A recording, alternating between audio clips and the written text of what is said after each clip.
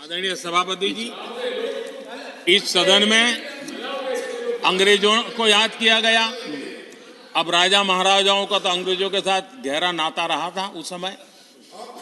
तो अब मैं जरा पूछना चाहता हूं कि अंग्रेजों से कौन इंस्पायर्ड था। मैं तो ये तो नहीं पूछूंगा कि कांग्रेस पार्टी को जन्म किसने दिया था, ये तो मैं नहीं पूछूंगा। आजादी के बाद भी देश में गुलामी की मानसिकता को किसने बढ़ावा दिया? अगर आप अंग्रेजों से प्रभावित नहीं थे तो अंग्रेजों की बनाई दंड संहिता, पिनल कोड, आपने क्यों नहीं बदली?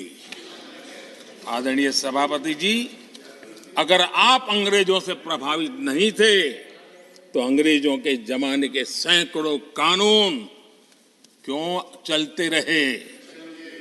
आप अगर अंग्रेजों से प्रभावित नहीं थे तो लाल बत्ती कल्चर, ये लाल बत्ती कल्चर इतने दशकों बाद भी क्यों चलता?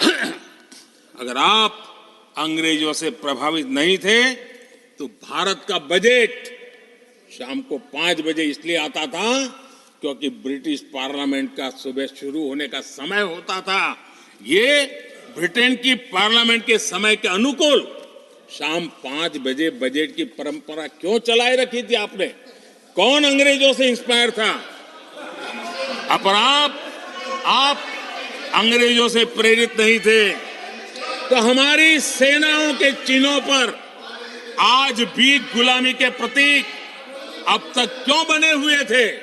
हम एक के बाद एक हटा रहे हैं।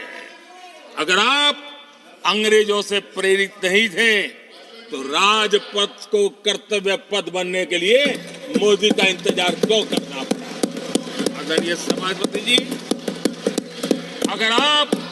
अगर आप अंग्रेजों से प्रभावित नहीं थे तो अंडमान और निकोबार, इन द्वीप समूहों पर आज भी अंग्रेजी सत्ता के निशान क्यों लटके पड़े थे?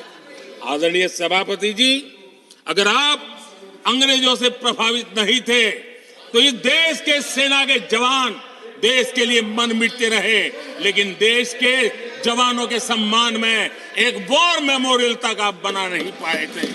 क्यों नहीं बनाया?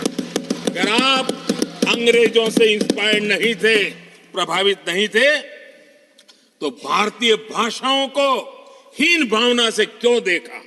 स्थानीय भाषा में पढ़ाई के प्रति आप लोगों की बेरुखी क्यों थी?